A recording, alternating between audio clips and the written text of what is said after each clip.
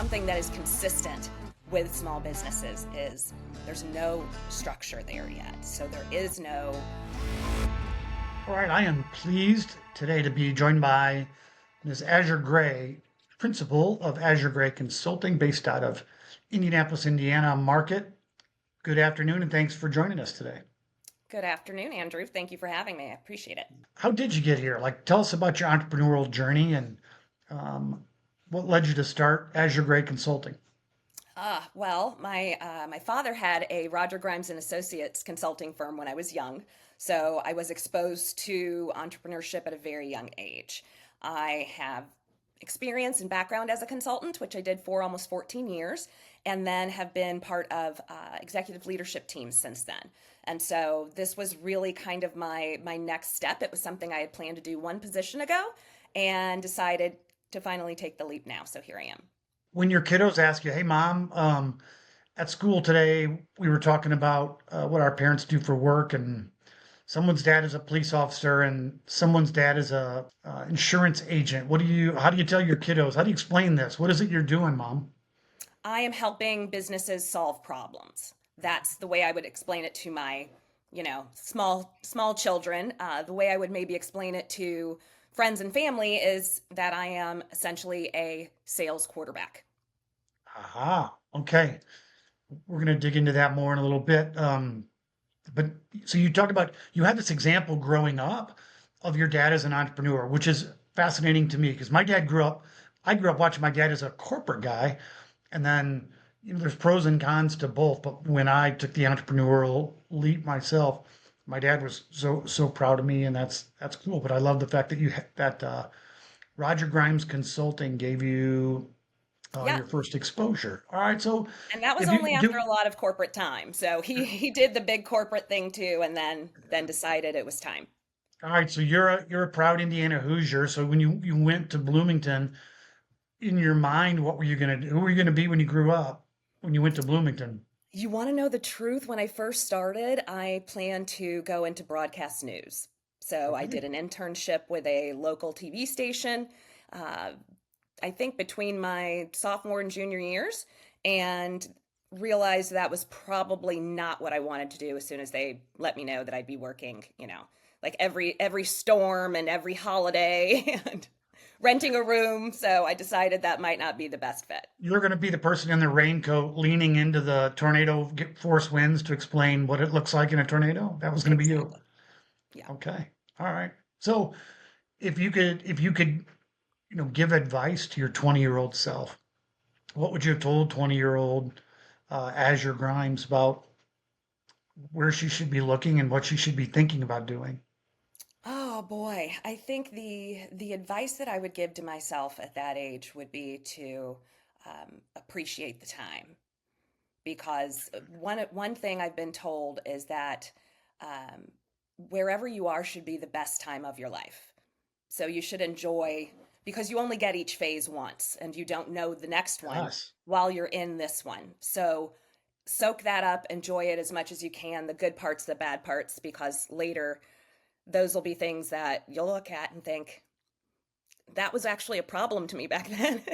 And it's only this big. So Yeah, as I like to tell my kids now, this isn't dress rehearsal for your life. Right? This is it, right? This is what you got. one trip, right? That's right. Over the course of your career, you've evolved through some different things. Like you said, maybe some early stage corporate stuff and then some leadership teamwork.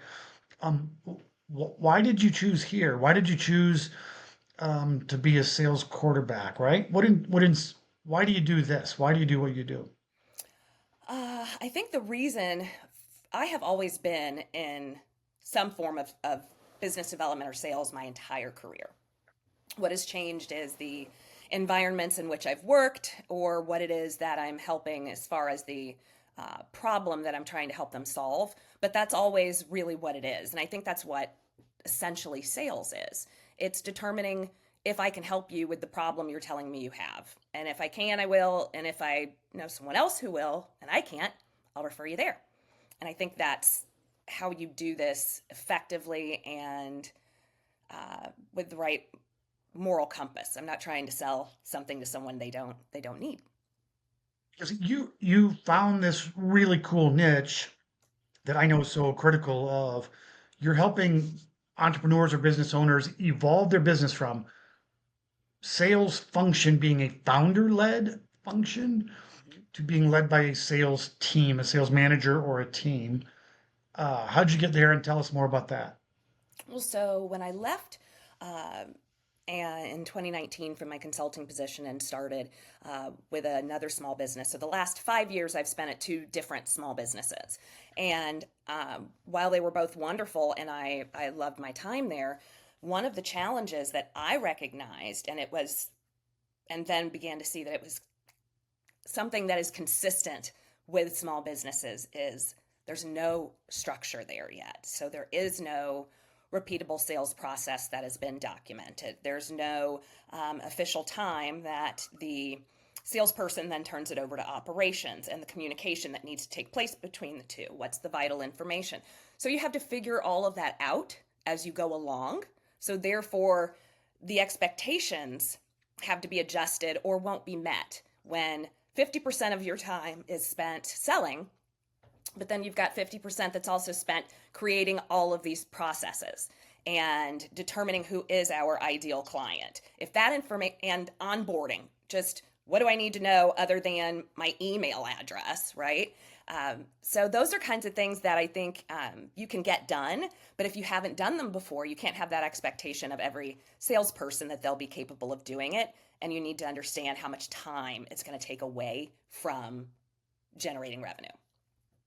Although I'm sure in the moment, um, difficult, but that's a great epiphany that led to kind of the point you're at today, right? What inspired you to launch Azure Gray Consulting? Let's see. I got a little teasing about the name, but the best recognizable brand I've got right now is this name. So that's what I went with. And I think what sparked me to do that was thinking I can help other people, not just the not just the owner, but also the actual salespeople to come into an environment where they can be successful and not carry that weight that they're the problem, and also to help the founder to accomplish their objectives and goals regarding generating revenue. I mean, that's the whole purpose, right? Well, majority So of when it anyway. you're getting the call where someone says you're having the first meeting and someone's telling you, "Oh, yes, yes, yes, I need your help," right? Mhm. And then you step into these roles and you get a look behind the curtain. Like, what's the biggest mistake that you're typically seeing small business owners make? One of the biggest mistakes is, well, I'll say there's two things. One is not being able to let go, right? So that's a challenge. It's your kid going off to college. It's those kinds of things where you have these pivotal moments that letting go can be difficult to do, and so you're standing in your own way. The other, I'd say, is an unrealistic expectation when it comes to compensation and thinking, you know what, I'm going to bring in three salespeople. They're all going to be straight commission. We'll see who, survives. And really, what you find is none of them will, because likely you might even get ghosted before then. It's an unreasonable expectation that people would work for free for a business that they don't own. And that is something Well I've heard said. from a lot of small businesses that are probably not ready to make that transition just yet, if that is the circumstance. So, given that and given all that you've learned over the course of your career, give us one of your favorite client stories. Give us a toot your own horn a little bit and give us a success story. So there was a client of mine where we came in and provided them a service that they needed for talent strategy and HR support.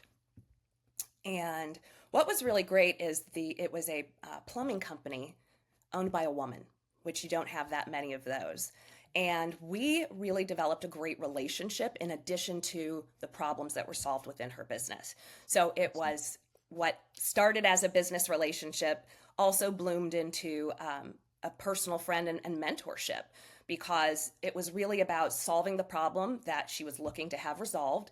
And she also really loved to support female entrepreneurs and businesses, as I do as well. Okay. And so we Yeah. had a great chemistry, and she was then able to sell the business and has now been able to move on to something else, kind of the Another thing. quasi working, semi retired state. But that was a really great journey to make with her and see all of that progress, and then also to become genuine friends. Okay, so let's stay there. In the work that I do, helping business owners sell their companies and then heavily focused in that process on, hey, what are you going to do next? What's the purpose? Where are you going to find impact and fulfillment after you no longer own your plumbing company, Hmm. right? What did you see her do, and what have you seen in your career? How have you seen in your career business owners struggle with that question? What's next? I Mhm. think part of the reason is it's your identity, right? I mean, a lot of people, if you ask who you are, what do you do, that what do you do question is a little uncomfortable if you don't, I'm an amateur golfer. I mean, what is it you do, right? So I think it's just that so much of your identity, and I'm guilty of this too, just who I am, not all of it, and less of it now than it used to be, but is your career. It's something you're passionate about. It's how you keep the lights on and go to Disney and do all the things that you do. So therefore, especially when you built it yourself, That's you right. know. That's So I right. think that's one of the reasons that it's a challenge for people. My advice to them would be to get the business where you want it to be. Do you want to sell it? Do you want to simply be able to be more hands off, determine what exactly is the maybe work fewer hours? What's the goal, right? I think that's an important piece too. When you're stepping into a new client, maybe you have kind of the day one onboarding or whatever, however you describe the kickoff meeting. What is it you have found that entrepreneurs or those small business owners misunderstand about what you do and what you bring to the table and what you can do to help their team? I think it's it's. I'll explain it this way. I had a conversation with a business owner who I've known for years now, very successful cohorts that he directs here in Indy and in around. And I asked him, I told him about what it is that I'm doing because it's been a transition. And he said, you know what, honestly, I got it done, but it took me 4 years. So this was someone who understood the value of having a proven, repeatable sales process, of having systems in Yes. place, of having checkpoints and getting it from the top to the bottom of the funnel. He understood all of that. Some don't, but the ones that do, right? They have another problem if they don't. But the ones that do can say, I've had the experience of doing this, and it took me twice as long as it should have because I tried to do it myself, in Well addition said. to all Yeah. of the other things. So All right. realizing how long it will take in a nutshell is the answer I have to that. How challenging it is and how Yeah, long. and in anything worth doing, it's generally going to take work. Unfortunately, It's yes. generally going to take work, and it generally doesn't happen overnight. And a whole bunch of us just played the Powerball, and only two lucky souls in Texas won it, right? And we all sit around and wonder, geez, what if this I got struck by lightning and this dropped in my lap? But generally, that's not how life goes. Nope. No, it does not. When you think about the best client compliment you've received, tell us about that. When's a time when you've blown someone's doors off so far that they're like, oh goodness. I would say it was another small business that I worked with, helping them to actually improve their hiring. So, using human capital analytics, various different types of information, and interviewing in order to find the right person for the role, assessing cultural fit, all of those things. And they told me, you essentially saved our business because of all of the turnover and challenges they had. It was so expensive that, and that's really what you want. You want a solution that's not going to be more expensive than the problem. And so when you can solve it, then you get it fixed. Nice. That's a heck of a compliment. Um, so you were very, very active in the Indianapolis business community. You talk to a lot of people, you hear a ton of things, you know a ton of people. Where do you see, give us your crystal ball prediction. What's happening for the rest of 2025? What's happening next year? I'm generally living in the world where people are looking to exit. You're looking in the world where generally people are maybe in the early stages or looking for growth, no matter how long they've been doing it. But what do you hear, and what's your crystal ball for the rest of this year?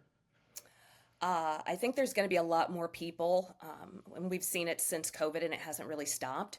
Uh, Engaging fractional workers, number one. So, um, Yeah. I come in, I do the work, but I'm not a 40-hour a week employee, and you're not paying payroll taxes, those kinds of things. And a lot of people have determined that they can utilize those positions very effectively. So that's Right. one of the things that's been on the rise and Yes. is continuing. And I think it began around 2020 or so with COVID. Yes. Certainly. Yeah. So that's one thing I'd say. Another, I think, is that um, it is important to be mindful of the fact that the solution does need to be less expensive than the problem, because I think with where the economy is right now, I remember seeing this kind of volatility, so to speak, um, heading into COVID. It was just kind of hunker down and let's kind of ride and see where this goes. And a lot of people are in, I think, a very similar state now for Feels that way. various different reasons, right? Yeah. But so I don't anticipate that there's going to be a ton of growth in that sense. I think there's that it's more going to be about how can I do more with less? How can I leverage someone else's knowledge and not try to be an expert in everything, or try to grow to a point that um, would be too fast, because that can happen too. It can get you not kind of functioning within your budget, not able to deliver in time, et cetera, et cetera. Awesome. All right. And so as we wrap up here, give us a 1 minute commercial. If I was an ideal client prospect for you, what is it you'd like people to know about what you're great at and how you can help business owners realizing for my business to continue to grow and scale, somebody besides me needs to know how to sell. Yes, exactly. And I come in to replace the heroic founder who's doing the selling and instead implement a proven, repeatable sales system that their team can actually sell.